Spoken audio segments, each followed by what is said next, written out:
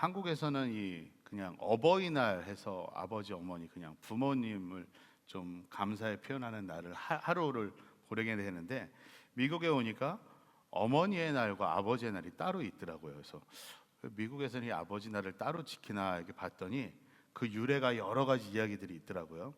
근데 보니까 아버지에 대한 그런 여러 가지 이야기들이 있는데, 그 중에서 가장 많이 알려진 이야기 하나가 있습니다. 그것은 1909년에 워싱턴주에 살고 있던 소노라라는 한 여인에 의해서 이 아버지 날이 처음 생겼다라는 이야기입니다. 이 내용을 좀 살펴보니까 이 소노라라는 여인이 어머니 주일에 어머니에 대한 설교를 듣는 중에 아버지의 날도 있어야 된다고 생각을 하게 된 것이에요. 그래서 이 아버지 날을 만들어야겠다. 왜냐하면 그녀의 아버지는 아내를 잃어버린 후에 자신의 모든 것을 희생해서 그 소노라를 포함하여서 5 자녀를 아주 훌륭하게 길러냈고, 그리고 그러한 특별한 아버지 밑에서 자기가 너무나도 잘 자랐다는 그 마음에 어머니 날에 예배를 드리면서 이 아버지에게도 감사를 해야겠다는 마음이 들어서 이 아버지를 특별하게 위로하고 감사하는 표현을 하기 위해서 아버지 날을 만들기 시작했다고 합니다. 그래서 이 소노라라는 이 여인이 아버지의 생일인 6월 19일 날을 아버지 날로 정하여서 기념하기 시작했는데, 주변에 있는 교회들과 그리고 또 YMCA 지역 단체들이 보면서 그녀의 뜻을 이어받아서 함께 그날에 아버지를 축하하고 감사하면서 지역 행사들을 열기 시작했다고 합니다. 그러면서 1924년에 쿨리지 대통령이 6월 셋째 주 일요일을 아버지 날로 정하자라고 얘기를 했다고 하고요. 그리고 나서 40여 년이 지나서 1966년에 미 의회에서 이걸 공식적으로 인정을 하였다고 합니다. 그리고 최종적으로 1972년에 닉슨 대통령이 6월 셋째 주 일요일을 국가 기념일 아버지의 날로 제정하였다라고 합니다. 그렇게 되면서 이 아버지 날이 미국에 만들어지게 됐다는 거예요.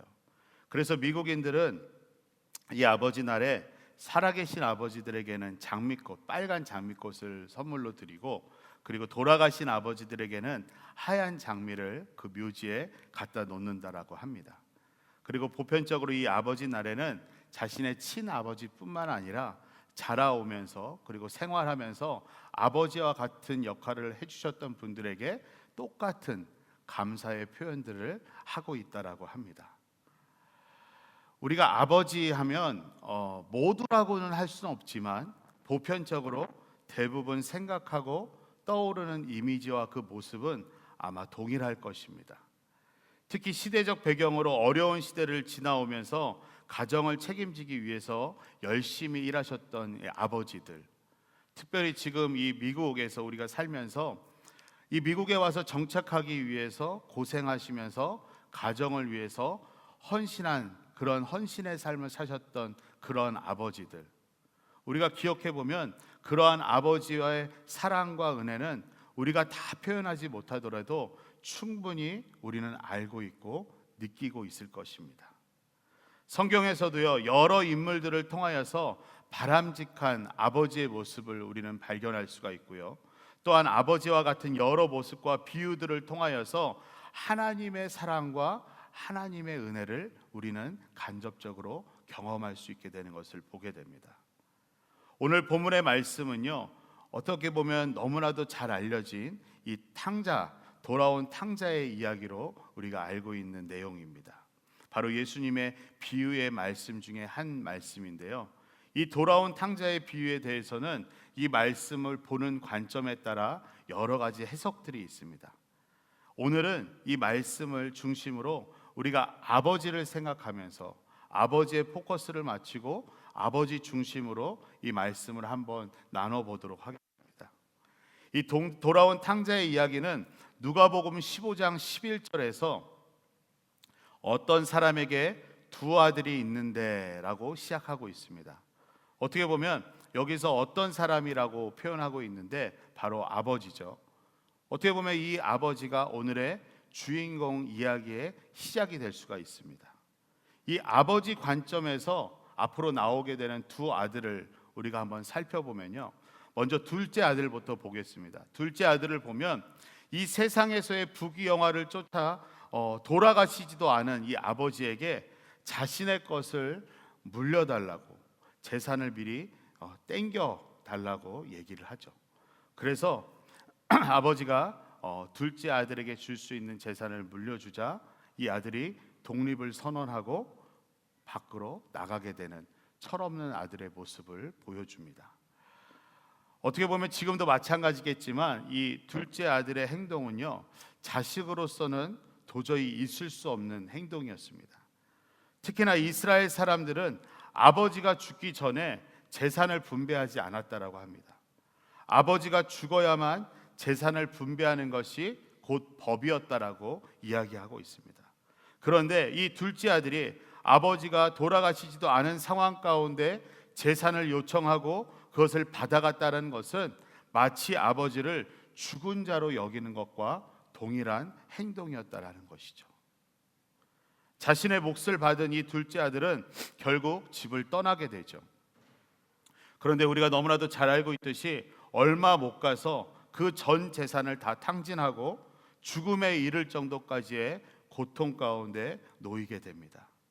그 어려움과 고통의 상황을 마주하게 되자 결국 이 둘째 아들은 집으로 돌아오게 되죠. 반면에 첫째 아들은요, 너무나도 순종적인 아들이었습니다. 말씀에서도 우리가 발견할 수 있듯이 아버지 곁에서 열심히 도우면서 함께하는 아들이었습니다. 그런데 돌아온 둘째 아들을 위해서 기뻐하시고 잔치를 베푸시는 아버지를 보고 화를 내면서 불만을 토로하는 그러한 모습을 드러내게 됩니다. 지금껏 누려왔던 것들이 더 많았던 이 첫째 아들임에도 불구하고 이 물질과 사랑에 대한 시기와 질투를 하면서 아버지의 마음을 헤아리지 못하는 그러한 아들의 모습을 보여주고 있는 것이죠. 저도 아버지인 동시에 아직 자식된 자인데 어떻게 보면 제가 할 말은 아니겠지만 어느 자식이나 다 똑같은 것 같습니다. 저는 특별히 둘째 아들이자 막내인데요. 둘째 아들들만의 그 특성이 있죠. 그리고 또 막내 아들들만이 가진 또 그런 모습이 있습니다. 지나온 시간들을 돌이켜 보면 여기 등장하고 있는 둘째 아들의 모습과 거의 동일한 것 같고요. 심지어는 첫째 아들의 나쁜 모습까지도 가지고 있는 것이 아닌가 생각을 하게 됩니다. 네, 끄덕거리는 분들이 계시는데 아마 첫째 분들은 끄덕거리시고 둘째들은 인정하지 않는다라고 생각하실 수가 있어요. 저도 참 많이 부모님한테 제 것을 많이 챙겨왔던 것 같습니다. 늘 부모님께 손 내밀고 부모님께 바라고, 그에 비해서 저희 형은, 첫째 아들은 본인이 어떻게든 해결해 가려는 그런 모습들이 있었던 것을 기억하게 되는데 어느 자식이나 다 똑같은 것 같습니다. 그래서 부모님들께서 간혹 누구 하나 제대로 된 놈이 없다라는 그런 말씀도 하시는 것 같고요. 어찌됐든 부모가 돼봐야 그나마 부모의 마음을 조금이나마 헤아릴 수 있는 것 같습니다. 자, 이러한 자녀들을 둔 이 아버지는 그럼 과연 어떠한 아버지였는지를 우리가 말씀을 통해서 한번 보도록 하겠습니다. 오늘 본문 20절 말씀인데요, 우리 20절 말씀 우리 다시 한번 함께 읽겠습니다. 이에 일어나서 아버지께로 돌아가니라. 아직도 거리가 먼데 아버지가 그를 보고 측은히 여겨 달려가 목을 안고 입을 맞추니. 첫 번째로 아버지는요, 기다리시는 아버지이십니다. 둘째 아들이 자신의 잘못을 깨닫고 회개하며 결국 돌아갈 곳은 아버지께로밖에 없음을 다시 알게 되죠. 그래서 그 자리에서 일어나서 아버지께로 향하여 갑니다. 그런데 우리가 여기서 주목해 볼 것은요, 이 아버지는요, 둘째 아들이 언제 올지 모른다는 것입니다. 심지어 돌아온다는 보장도 없는 상황입니다. 요즘 시대처럼 엄카를 쓴다거나 아빠카드를 쓴다거나 이랬을 때 알림이 올 수도 있고 문자가 올 수도 있는데 그런 것들이 없는 시대였죠.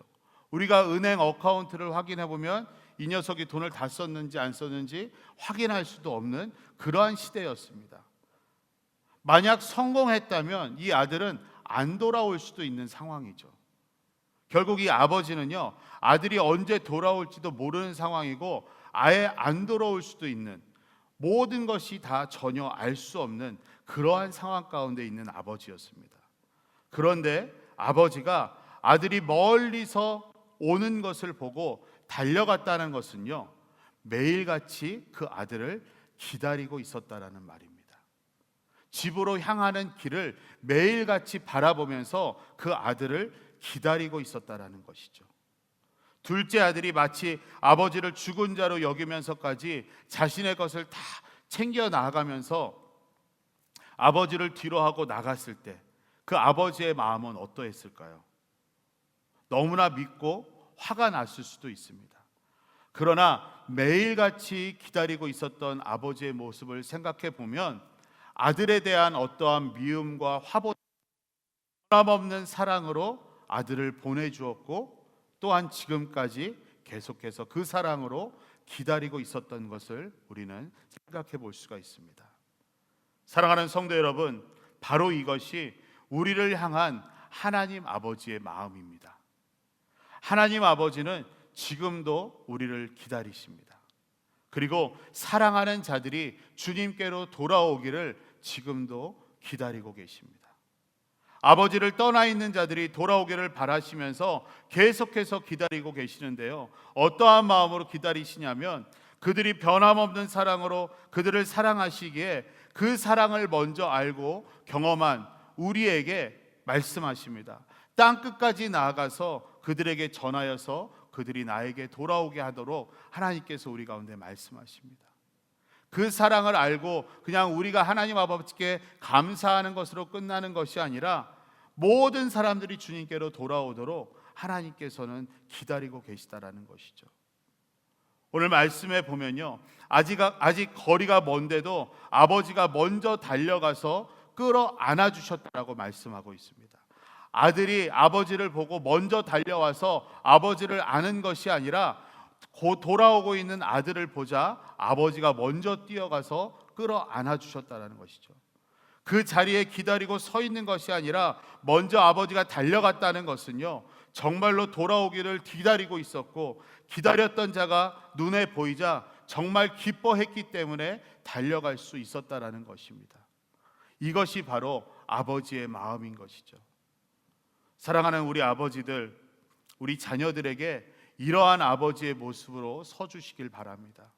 그리고 우리를 사랑으로 기다리시는 그 하나님 아버지께 그 사랑을 깨달아서 우리가 먼저 달려나가는 그러한 믿음의 아버지들 되시기를 간절히 소망합니다. 그러할 때 오늘의 말씀처럼 끌어안고 입을 맞춰주시는 그 아버지의 놀라운 사랑과 은혜, 그리고 그 평강을 우리는 누리게 될 줄 믿습니다. 계속해서 21절의 말씀을 보겠습니다. 21절의 말씀을 보시면 아들이 이르되 아버지, 내가 하늘과 아버지께 죄를 지었사오니 지금부터는 아버지의 아들이라 일컬음을 감당하지 못하겠나이다 하나라고 말씀하고 있습니다. 달려와서 꼭 끌어안아 주시는 그 아버지에게 이 아들이 자신의 죄를 고백합니다. 그러자 아버지가 어떻게 행동하시죠? 혼을 내거나 야단치지 않습니다. 보통 아버지는 자식이 잘못하면 혼을 내고 야단을 치죠. 아마 저 같았어도 빈말이라도 꼭 한마디는 했을 겁니다. 네. 그러나 22절로 24절의 말씀을 우리가 보면 오히려 아버지의 행동이 반전을 이룹니다. 오히려 제일 좋은 옷을 입히라고 하고 반지를 끼워주고 신을 신겨줍니다. 그리고 종들에게 살찐 송아지를 잡아서 잔치를 벌이라 이야기합니다.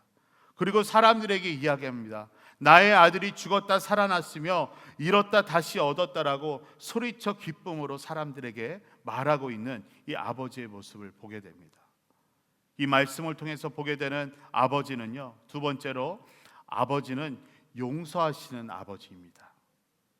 이 아버지의 고백을 통해서 보면요, 아버지와 아들의 관계는 이전과 그대로입니다. 변한 것이 없습니다. 아들이 무슨 짓을 했어도 이 아버지는 그저 돌아온 그 아들이 이전과 같이 둘째 아들이었고요, 더 반기며 더 사랑해주고 더 축복해주고 있는 것입니다. 어떻게 이것이 가능할까요? 그것은 바로 이미 아들을 용서했기 때문입니다. 아들의 모든 죄를 용서하였기 때문에 이것이 가능한 것입니다. 아버지는 아들이 집으로 돌아왔다는 것만으로도 자신의 잘못을 깨달은 것을 아셨고요, 눈에 보인 순간 이미 모든 것을 용서하신 것입니다. 오늘 말씀 속에서 손에 반지를 끼워준 것은 상속자임을 의미하고 있고요, 신발을 신겨준 것은 신분의 변화를 의미하고 있습니다. 노예나 종이 아니라 내 아들임을 확신시켜주고 있는 것입니다. 즉 아버지는 아들의 이 진실한 고백을 통하여서 그것이 진정한 회개임을 알았고요, 그 아들을 용서함으로 다시금 아들로서의 신분으로 회복시켜 준 것입니다. 사랑하는 성도 여러분, 하나님께서도 우리가 회개하며 주님께로 돌아올 때 주님은 우리를 용서해 주십니다. 우리의 모든 것을 용서해 주십니다. 엄밀히 말하면 우리가 회개했기 때문에 주님께서 용서해 주신 것이 아니라 우리의 죄와 잘못을 깨닫게 하시고 우리가 그것을 깨닫는 순간 하나님께서는 이미 우리를 용서해 주신다는 것입니다. 이것이 바로 아버지의 마음입니다. 우리는 예수 그리스도를 통하여서 아버지의 사랑을 깨닫게 되자마자 우리가 죄인임을 알고 고백하게 됩니다. 우리가 예수 그리스도를 영접할 때 바로 그 사건이 일어나죠. 우리가 예수님이 누구인지를 아는 순간 우리는 곧바로 죄인임을 깨닫게 됩니다. 그리고 그 죄를 주님 앞에 고백하면서 예수님을 나의 구주로 영접하게 되죠. 우리 스스로는 도저히 씻을 수 없는, 도저히 용서받을 수 없는 죄를 지었다는 것을 깨닫게 됨으로 인하여서 우리는 죄인임을 고백하며 주님 앞에 회개함으로 나아가게 됩니다. 그러나 하나님 아버지께서는 이미 십자가에서의 예수님을 통하여서 이미 우리의 모든 죄를 다 용서하셨다라고 말씀하십니다. 어찌 보면 아버지는 모든 것을 챙겨나간 아들을 이미 용서했기 때문에 날마다 돌아오기만을 기다리고 있었던 것이죠. 아버지께로 돌아온 아들은 회복되었습니다. 아들의 신분으로 회복되었습니다. 회개하면서 진심으로 우리가 주님께로 돌아오기만 하면 우리는 하나님의 자녀로 회복되는 것입니다. 사랑하는 우리 아버지들, 우리 자녀들에게는 용서의 아버지가 되어주시기를 바랍니다. 그리고 우리를 이미 다 용서하신 우리 하나님 아버지께 더욱더 날마다 나아가서 주님의 자녀로서의 회복의 은혜를 누리시는 우리 믿음의 아버지들 되시기를 간절히 소망합니다. 우리 마지막으로 보시면 29절로 30절의 말씀 우리 함께 보시겠습니다. 우리 함께 읽어볼까요? 아버지께 대답하여 이르되 내가 여러 해 아버지를 섬겨 명을 어김이 없거늘 내게는 염소 새끼라도 주어 나와 내 벗으로 즐기게 하신 일이 없더니 아버지의 살림을 창녀들과 함께 삼켜버린 이 아들이 돌아오매 이를 위하여 살찐 송아지를 잡으셨나이다. 이 말씀이 무엇이죠? 바로 첫째 아들의 불평이 포함되어 있는 이 말씀입니다. 돌아온 동생을 기뻐하면서 잔치를 벌이는 것에 화가 난 이 첫째 아들이 나는 몇 날 며칠을 아니 몇 년을 섬기면서 순종했는데 그 흔한 염소 새끼 하나 안 잡아주시고 잔치도 안 베풀어 주셨는데 어떻게 돈을 다 잃고 망해서 돌아온 이 둘째 아들을 위해서 잔치를 벌여줄 수가 있냐고 아버지께 따지며 불평을 하고 있는 것입니다. 그러자 31절에 아버지께서 이렇게 대답하시죠. 예, 너는 항상 나와 함께 있으니 내 것이 다 내 것이다 라고 얘기하십니다. 마지막으로 이 아버지는요, 축복의 원리를 가르쳐 주시는 아버지였습니다. 이 첫째의 불평을 가만히 우리가 들어보고 가만히 살펴보면 결국은요, 이 물질에 대한 불만과 이 사랑에 대한 질투, 그리고 자신이 지금까지 아버지 옆에서 해왔던 그 모든 업적에 대한 보상 등이 함께 복합적으로 섞여 있는 그러한 불평이었습니다. 마치 그동안 말하지 못하였던 것들이 곪고 골마서 터진 것 같은 그러한 모습이었습니다. 그런데 그 고백을 보면요, 어찌 보면 그 고백은 아버지를 내가 지금까지 진정으로 사랑하고 그 아버지를 존경하고 그 아버지를 따르기 때문에 지금까지 순종하면서 섬긴 것이 아닌 것처럼 보입니다. 어쩌면 우리의 모습 가운데도요, 이 첫째와 같은 모습이 있지 않는지 생각을 해보게 됩니다. 하나님 아버지께서는 우리에게 모든 것을 주셨고 모든 것을 누리라고 하셨는데, 이미 우리는 그 안에서 살아가고 있음에도 불구하고 우리는 자꾸 하나님께 물질이 더 필요하다고 얘기하고 사랑이 더 필요하다고 얘기하고 다른 사람의 것을 탐하거나 시기하면서 우리가 살아가고 있습니다. 어떨 때는 다른 사람이 축복받은 것을 견디지 못하여서 불평하고 불만을 갖게 되는 모습도 발견하게 됩니다. 이 참고로 이스라엘 전통을 살펴보면요, 당시에 재산을 분배할 때 장남에게는 3분의 2를 주었고요, 차남에게는 3분의 1을 주었다라고 합니다. 첫째는 실제로 이미 둘째보다 더 많은 것들이 보장되어 있는 상황입니다. 그리고 지금까지 아버지 곁에서 전혀 부족함이 없이 모든 것을 누리면서 이미 아버지가 말씀하지 않았더라도 이미 아버지 거가 다 자신의 것인 양 누리면서 살아왔던 그러한 첫째였습니다. 그러한 첫째에게 아버지는 다시 한번 그 축복의 원리를 가르쳐 주시죠. 너는 나와 함께 있으니 내 것이 네 것이라고 이야기해 주고 있습니다. 바로 나와 함께 할 때 너는 이미 나의 모든 것을 가졌고 누릴 수 있다라는 말이죠. 사랑하는 성도 여러분, 이것이 바로 축복의 원리입니다. 하나님과 함께 하는 것, 주님 안에 거하는 것, 하나님과 동행하며 주님 안에 거할 때 우리는 형통한 삶을 살게 되는 것입니다. 모든 것을 누릴 수 있게 되는 것입니다. 왜냐하면 우리 하나님은 우리의 창조주이시며 만물의 주관자 되시기 때문에 우리는 이 하나님 아버지와 함께 할 때 우리에게 전혀 부족함이 없음을 우리는 깨달을 수 있게 되는 것입니다.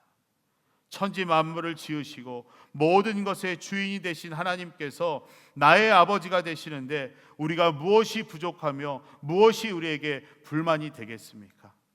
하나님 아버지를 믿고 신뢰하는 자들에게는 이미 모든 것이 내 것임을 고백할 수 있는 것입니다. 우리가 너무나도 잘 아는 말씀이죠. 시편 23편 1절 말씀, 여호와는 나의 목자시니 내게 부족함이 없으리로다. 아멘이시죠?